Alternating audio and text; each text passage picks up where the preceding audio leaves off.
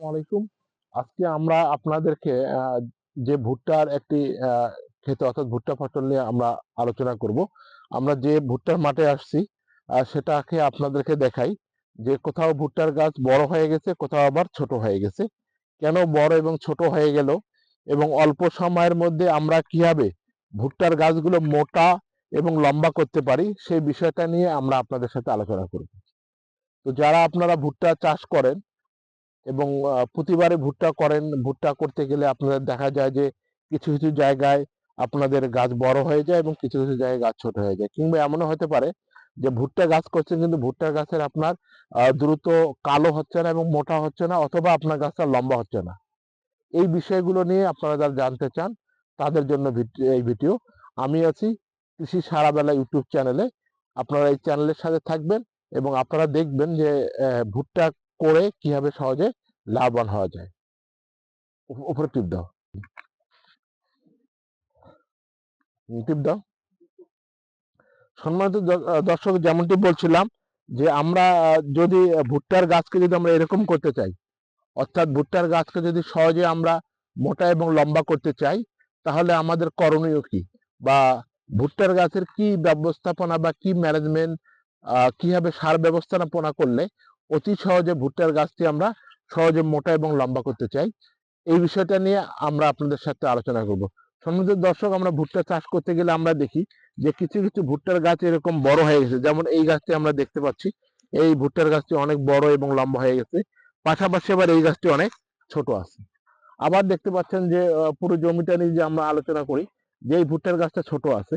তো পুরো ভুট্টার ক্ষেতে যদি আমরা বলি যে ভুট্টার গাছটা কিভাবে আমরা বড় এবং লম্বা করব, খুব অল্প, অর্থাৎ 1 বিঘা মাটিতে সাধারণত 100 টাকা ব্যবহার করে আমরা ভুট্টার গাছটি লম্বা করতে পারি, কালো করতে পারি, মোটা করতে পারি। সেই ব্যাপারটি আমরা আলোচনা করব। যারা, কারণ ভুট্টা চাষ করে যদি আমরা লাভ না হয় তাহলে ভুট্টা চাষ করে আপনারা কোনো লাভবান হতে পারবেন না। তো আপনারা যদি ভুট্টাকে আমরা যদি বলি যে ভুট্টা হচ্ছে ফসল হচ্ছে সবচেয়ে বেশি খাবার খায় এবং ভুট্টা করে সবচেয়ে বেশি লাভবান হওয়া যায়। তো আমরা যারা ভুট্টা করি সেক্ষেত্রে আমাদের মাথায় রাখতে হবে যে ভুট্টাতে আমাদের অন্যান্য সারের পাশাপাশি যদি আমরা 1 বিঘা মাটিতে, অর্থাৎ আমরা যারা ভুট্টা করি 1 বিঘা মাটিতে যদি আমরা সালফার দেই, অর্থাৎ 1 লিটার পানিতে সালফার হবে 2 থেকে 3 গ্রাম।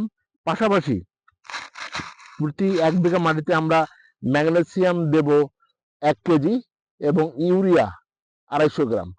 এই তিনটার সমন্বয় করে যদি আমরা স্প্রে করতে পারি তাহলে কিন্তু আমাদের ভুট্টা ফসল ভালো হবে। এবং কি পরিমাণ দেবো আমাদের মাথায় রাখতে হবে। আমরা যে ইউরিয়াটা দেবো সেটা হলো 250 গ্রাম ইউরিয়া আমরা 8 থেকে 10 ঘন্টা আমরা ভিজিয়ে রাখবো। এরপরে এর সাথে ম্যাগনেসিয়াম আমরা মিক্সড করব। করার পরে আমরা যে সালফার আছে 1 লিটার পানিতে 2 থেকে 3 গ্রাম আমরা সালফার মিক্সড করে 1 বিঘা মাটিতে আমরা, যেটা হচ্ছে 3 থেকে 4 ট্যাঙ্কি, অর্থাৎ 18 থেকে 20 লিটার ট্যাঙ্কি, 3 থেকে 4 ট্যাঙ্কি এটার সঙ্গে মিক্সড করে পুরো জমিতে আমরা যদি সুন্দরভাবে স্প্রে করতে পারি তাহলে দেখা যাবে যে আপনার ভুট্টার ফসল 5 থেকে 6 দিনের মধ্যে সমহারে বাড়বে, লম্বা হবে এবং এই ভুট্টার ফসলটি আপনার কালো এবং মোটা হবে। তো সম্মানিত দর্শক, আপনারা যারা দেশ ও দেশের বাইরে আছেন, বিশেষ করে আমাদের পশ্চিমবঙ্গ অনেক আমাদের দর্শক আছে যারা আমাদের ইউটিউব চ্যানেলটি আপনারা নিয়মিত দেখেন। তো তাদের জন্য বলতেছি যে আপনারা ভুট্টা ফসল করলে অবশ্যই আপনাকে এই ব্যবস্থাপনাটি মাথায় রাখতে হবে। যদি আমরা এটা মাথায় রাখি তাহলে আপনার ভুট্টাতে করে লাভবান হবেন, আপনার আপনার পাশাপাশি খরচও কিন্তু আপনার অনেকাংশে কম হয়ে যাবে। তো সম্মানিত দর্শক, আপনাদের ক্ষেত্রে আমরা বলি যে আপনারা এই চ্যানেলটি নিয়মিত দেখবেন এবং এই চ্যানেলটি সাবস্ক্রাইব করবেন। তো ধন্যবাদ আপনাদেরকে যারা আপনাদের সাথে আমাদের সাথে আছে।